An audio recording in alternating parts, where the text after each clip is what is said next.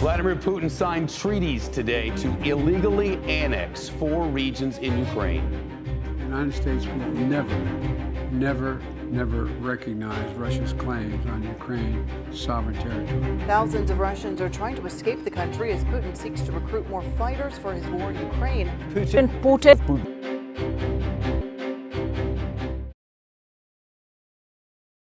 नमस्कार दोस्तों, आज से 4 दिन पहले पुतिन ने यूक्रेन के 4 रीजन्स में एक इलीगल रेफरेंडम ऑर्गेनाइज कराया और उसे रशिया का पार्ट घोषित कर दिया। क्या आप जानते हैं कि पुतिन को इनफैक्ट नोबेल पीस प्राइज के लिए नॉमिनेट किया गया था। एक ऐसा इंसान जिसे एक टाइम पे नोबेल पीस प्राइज के लिए नॉमिनेट किया गया हो, वो आज कैसे एक यूक्रेन जैसी इंडिपेंडेंट और डेमोक्रेटिक कंट्री पे वॉर कर रहा है। आइए जानते हैं पुतिन की जिंदगी की कहानी इस वीडियो के माध्यम से। शुरू करते हैं शुरू से। 7 अक्टूबर 1952 को यूएसएसआर के एक शहर लेनिनग्राड में पुतिन का जन्म हुआ। पुतिन का पूरा नाम व्लादिमीर व्लादिमीरोविच पुतिन रखा गया। पुतिन का बचपन किसी आम बचपन से अलग नहीं था। हालांकि उनके बचपन की एक इंटरेस्टिंग बात यह है कि पुतिन के जो दादा थे वो स्टालिन, जो एक जॉर्जियन रिवॉल्यूशनरी थे, और लेनिन, जो कि एक रशियन रिवॉल्यूशनरी थे, उनके यहाँ कुक थे। स्टालिन और लेनिन दोनों ही सोवियत यूनियन के काफी इन्फ्लुएंशियल पॉलिटिकल लीडर रहे। 1960 में पुतिन ने अपने घर के नजदीक के ही एक स्कूल में पढ़ाई शुरू की। वहां पे उसने सैम्बो, जो कि एक रशियन मार्शल आर्ट फॉर्म है, और जूडो, आप जानते ही होंगे, उनका प्रैक्टिस भी शुरू किया। 1970 में फिर पुतिन ने लॉ की पढ़ाई लेनिनग्राड स्टेट यूनिवर्सिटी से शुरू की। वहीं पे वो अपने ट्यूटर एंटनी सैपचॉक से मिले। ये जो एंटनी सैपचॉक जो एक शख्सियत है, वो पुतिन के पॉलिटिकल करियर में काफी इन्फ्लुएंशियल रहे हैं। एंटनी सैपचॉक इनफैक्ट सेंट पीटर्सबर्ग के फर्स्ट डेमोक्रेटिकली इलेक्टेड मेयर थे, और 1993 में जो रशिया ने एक कॉन्स्टिट्यूशन अडॉप्ट किया था एक रेफरेंडम के बाद, उसके वो को-ऑथर भी थे। पढ़ाई पूरी करने के बाद पुतिन ने 15 साल केजीबी के लिए as a foreign intelligence officer काम किया, जिसके बाद वो 1990 में एक्टिव केजीबी सर्विस से रिटायर किए। तब तक एंटनी सैपचॉक, जो पुतिन के यूनिवर्सिटी के ट्यूटर थे, वो सेंट पीटर्सबर्ग के मेयर बन चुके थे, और पुतिन केजीबी से रिटायर होने के बाद सोबचैक के अंदर एज अ एडवाइजर काम करने लगे। 4 साल के अंदर ही अंदर पुतिन को डेप्यूटी मेयर बना दिया गया सेंट पीटर्सबर्ग का। 2 साल के बाद 1996 में पुतिन चले गए मॉस्को, और अगले 3 साल तक पुतिन ने मॉस्को में और क्रेमलिन में काफी इन्फ्लुएंशियल पोस्ट संभाली। आप देख सकते हैं कि कैसे पुतिन का जो पॉलिटिकल करियर था इस टाइम पे किक स्टार्ट हो रहा था। बोरिस येल्त्सिन, जो उस टाइम पे रशिया के प्रेसिडेंट थे, वो अपना सक्सेसर ढूंढ रहे थे, और 1999 में येल्त्सिन ने पुतिन को प्राइम मिनिस्टर अपॉइंट कर दिया। इस टाइम पे मॉस्को और रशिया के काफी सिटीज में बॉम्बिंग्स हो रही थी, और रशियन ऑथोरिटीज ने इन बॉम्बिंग्स को चेचन मिलिटेंट से लिंक किया। इन बॉम्बिंग्स के रीजन को जानने के लिए आइए आपको कुछ चेचन के हिस्ट्री के बारे में बताते हैं। बात यह है दोस्तों कि 1991 में सोवियत यूनियन के कोलैप्स के बाद चेचनिया, जो सोवियत यूनियन का ही एक पार्ट था, उन्होंने अपना इंडिपेंडेंस डिक्लेयर कर दिया।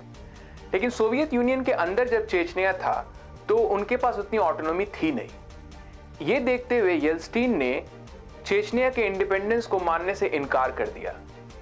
अब इसके कारण क्या हुआ कि चेचनिया के अंदर काफी रिबेल्स ग्रुप इमर्ज हुए, जिनका एक ही मकसद था कि वो चेचनिया को रशियन रिपब्लिक से अलग कैसे रख सकते हैं।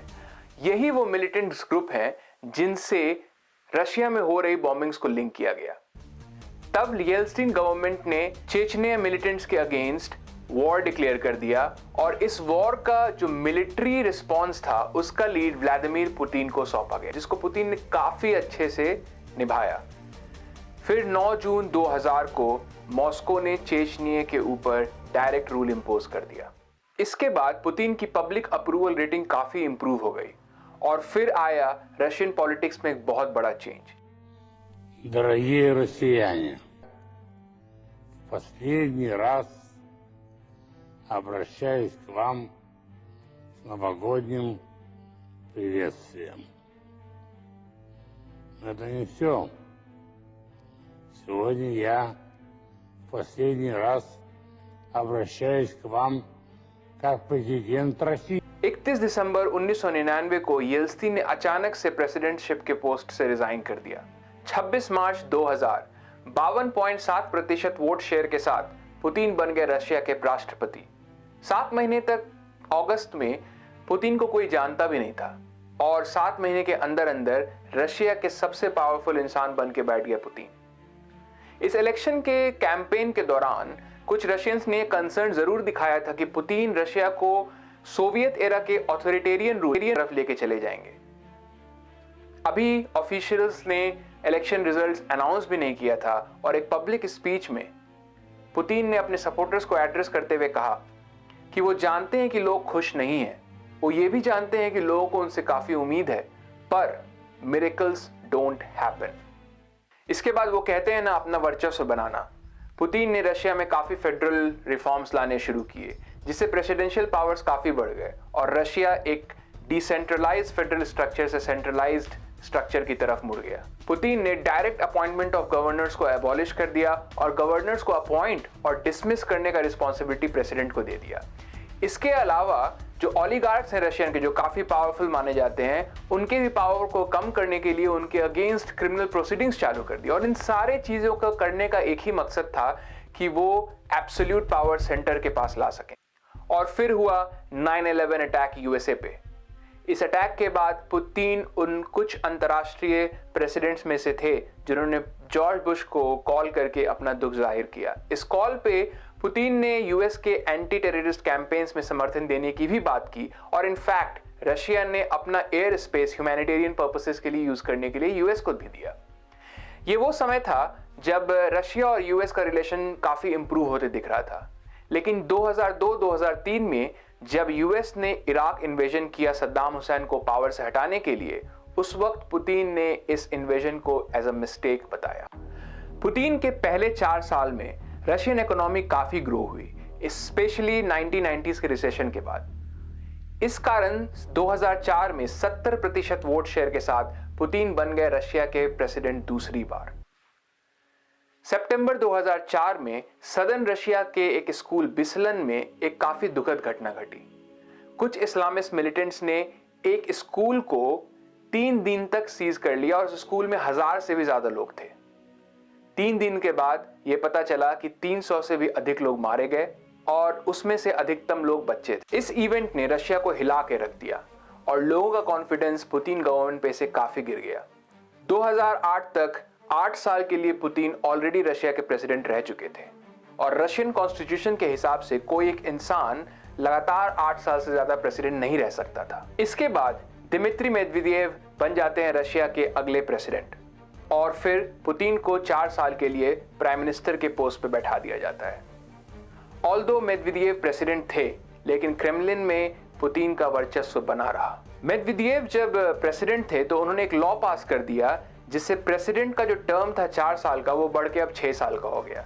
क्रिटिक्स का ये मानना था कि ये लॉ इसीलिए पास किया गया है ताकि पुतिन को वापस लाया जा सके और लंबे समय के लिए वापस लाया जा सके। और 4 साल प्रीमियरशिप के बाद पुतिन तीसरी बार 60% वोट शेयर के साथ फिर से प्रेसिडेंट बन जाते हैं।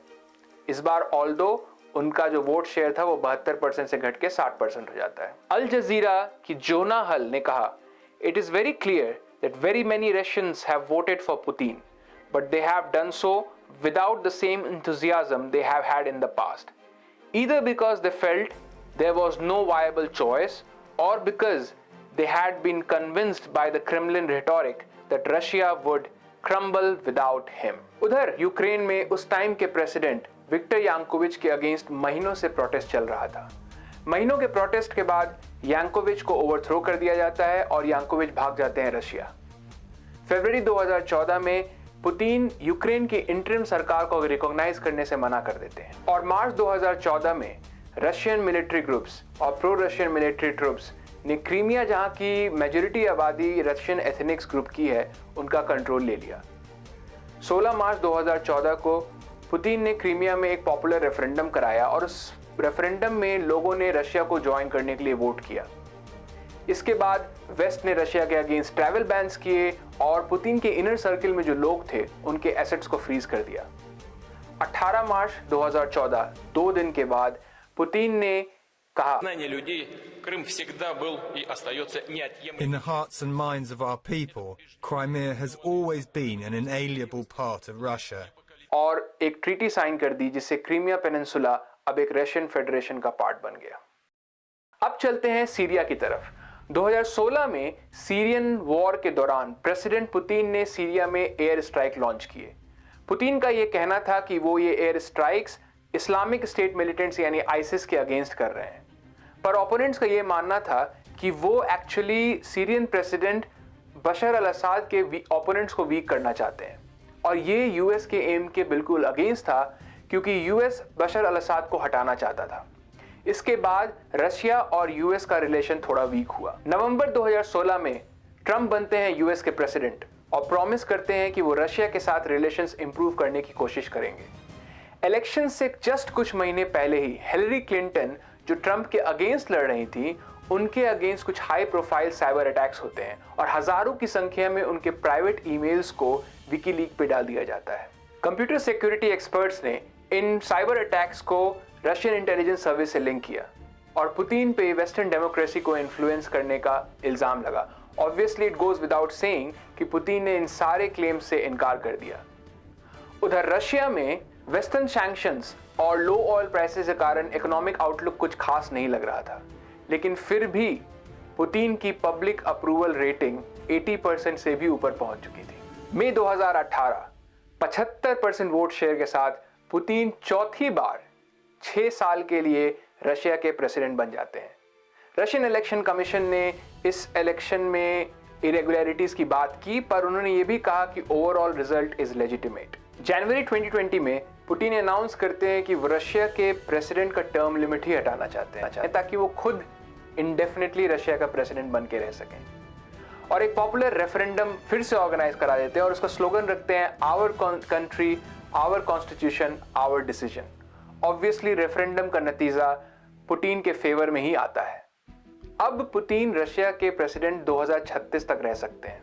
लेट 2021 में पुतिन ने यूक्रेन बॉर्डर पर रशियन फोर्सेस की संख्या बढ़ानी शुरू कर दी और फरवरी 2022 में शुरू हुआ रशिया यूक्रेन वॉर, जो आज तक चल रहा है। उम्मीद करता हूं कि ये वीडियो आपको काफी इंफॉर्मेटिव लगा होगा, और अगर आपको ऐसी वीडियोस और भी देखनी है तो प्लीज मेरे चैनल को सब्सक्राइब कीजिए। मैं ऐसे इंफॉर्मेटिव वीडियोस और भी लाने वाला हूं। धन्यवाद।